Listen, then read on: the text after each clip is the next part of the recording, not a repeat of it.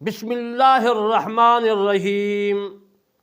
آج میں آپ کو نماز جنازہ پڑھنے کا طریقہ عرض کروں گا، اور نماز جنازہ وہ طریقہ عرض کروں گا جو احناف کے نزدیک معتبر ہے، اور باقی شیعہ حضرات ہیں، دیوبندی اور بریلوی تو ایک ہی طرح کا نماز جنازہ پڑھتے ہیں، لیکن بریلوی نماز جنازے کے بعد دعا کرتا ہے، لیکن دیوبندی حضرات نہیں پڑھتے، اور اہل حدیث بھی نہیں پڑھتے۔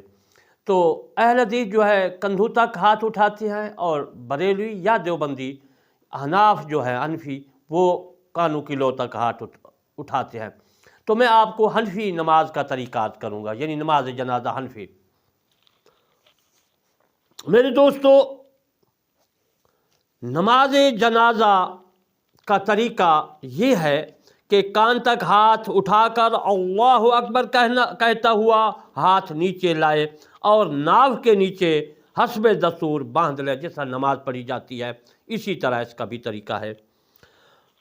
پہلے ثنا پڑھے، ثنا میں پڑھ کے سنا دیتا ہوں۔ سبحانک اللہم و بحمدک و تبارک اسمک و تعالی جدک و جل ثناؤک ولا الہ غیرک۔ اس کے بعد پھر ہاتھ بغیر اٹھائے اللہ اکبر کہے اور درود شریف پڑھے۔ بہتر وہ درود شریف ہے جو نماز میں پڑھا جاتا ہے، اور کوئی دوسرا درود شریف پڑھا جب بھی کوئی حرج نہیں ہے۔ پھر اللہ اکبر کہہ کر اپنے اور میت اور تمام مومنین و مومنات کے لیے دعا کرے، اور بہتر یہ ہے کہ وہ دعا پڑھے جو احادیث میں وارد ہوئی ہے، اور ماسورہ دعائیں۔ اگر اچھی طرح نہ پڑھ سکے تو جو دعا چاہے پڑھے، مگر وہ دعا ایسی ہو کہ امور آخرت سے کے متعلق ہو۔ یہ مسائل کتاب جوہرۃ النیرہ جو عربی کی ہے، اور دوسری کتاب فتاوی عالمگیری ہے، اور در مختار میں موجود ہے، جو میں نے آپ کی خدمت میں مسائل عرض کی ہے۔ اب درود شریف کے بعد دعا پڑھی جاتی ہے، وہ میں آپ کی خدمت میں دعا پڑھ دیتا ہوں۔ اللہم اغفر لحینا و میتنا و شاہدنا و غائبنا و صغیرنا و کبیرنا و ذاکرنا و انسانا، اللہم من احییتہ منا فاحیہ علی الاسلام ومن توفہ منا فتوفہ علی الایمان۔ اس کا جس وقت آدمی یعنی نماز پڑھ چکے تو پھر جو ہے وہ میں آگے آپ کی خدمت میں عرض کرتا ہوں۔ ترجمہ ہر آدمی کو اس دعا کا آتا ہے۔ اس کے بعد اگر یہ تو بالغ کی میں نے مرد ہو یا عورت ہو، بالغ کے متعلق یہ دعا پڑھی اور بتایا۔ اگر کوئی لڑکی یا لڑکا ہے تو اس کے متعلق بھی میں آپ کی خدمت میں مسائل عرض کر دیتا ہوں۔ میت مجنون یا نابالغ ہو تو تیسری تکبیر کے بعد یہ دعا پڑھے، اللہم اجعلہ لنا فرطا واجعلہ لنا ذخرا واجعلہ لنا شافعا و مشفعا۔ یہ لڑکے کے لیے دعا ہے، یا پاگل کے لیے، مجنون کے لیے، اصلی مجنون۔ اور لڑکی جو ہو اس کے لیے دعا یہ ہے، اجعلہ ہو کی جگہ اجحالہ پڑھنا ہے، اور شافعہ کی جگہ شافعۃ و مشفعہ پڑھنا ہے، یعنی مؤنث تا گول لگانی ہے۔ یہ مسئلہ جو میں نے عرض کیا یہ در مختار میں، یہ مسئلہ جوہرۃ النیرہ میں بھی موجود ہے، اور بہار شریعت میں بھی موجود ہے۔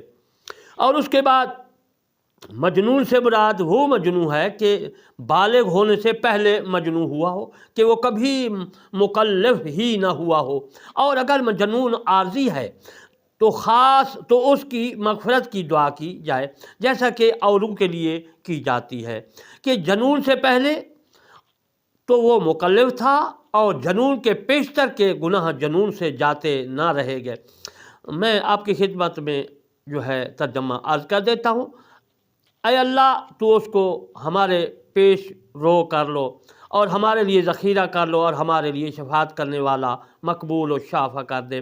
یہ دعا جو اللہم اجعلہ لنا پڑھی ہے اس کا ترجمہ میں نے عرض کیا ہے۔ اور اس کے بعد چوتھی تکبیر کے بعد بغیر کوئی دعا پڑھے ہاتھ کھول کر سلام پھیر دے۔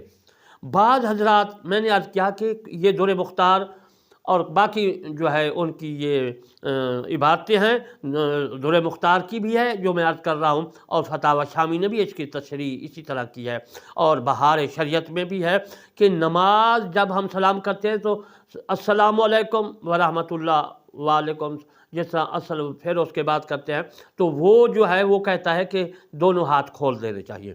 बाज़ हजरात के दाने अस्सलाम वालेकुम दानी तरफ करते हैं तो एक हाथ खोलते हैं, बाज़ हजरात मैंने देखा है दूसरी तरफ करते हैं तो दूसरा हाथ खोल देते हैं, बाज़ हजरात दोनों तरफ सलाम फेर कर जो है फिर हाथ खोलते हैं।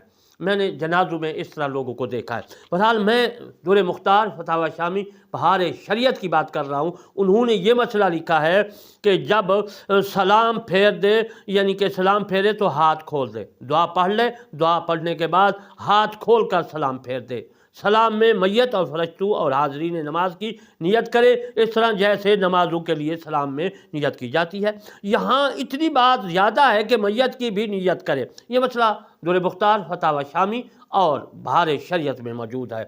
तकबीर इस्लाम को इमाम जहर के साथ के कहे, बाकी तमाम दुआएं आहिस्ता पढ़ी जाएं और सिर्फ पहली मरतबा अल्लाह अकबर कहने के वक़्त हाथ उठाए, फिर हाथ उठाना नहीं चाहिए। ये मसला जौहरतुन नय्यरा में भी मौजूद है और जौहरतुन नय्यरा के अलावा दुर मुख्तार में भी मौजूद और बहार शरीयत में भी है। नमाज जनाजा में कुरान मजीद बानियत कुरान या तशहूद पढ़ना मना है और बानियत दुआ सना अल्हम्दुलिल्लाह वगैरह आयात दुआया व सनाइया पढ़ना जायज़ है। ये मसला दुर मुख्तार ने भी लिखा है और ये मसला बहार शरीयत ने भी लिखा है।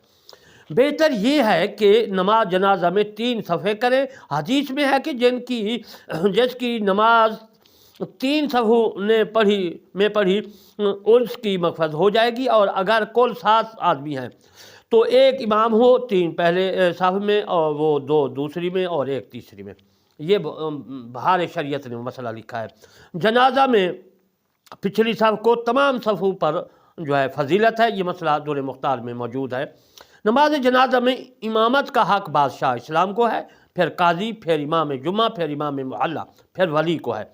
इमाम मुहल्ला का वली पर जो है तकद्दुम बतौर इस्तबाब है, और ये भी उस वक़्त है कि वली से अफजल हो, वरना वली बेहतर है। वमा अलैना इल्लल बलागुल मुबीन।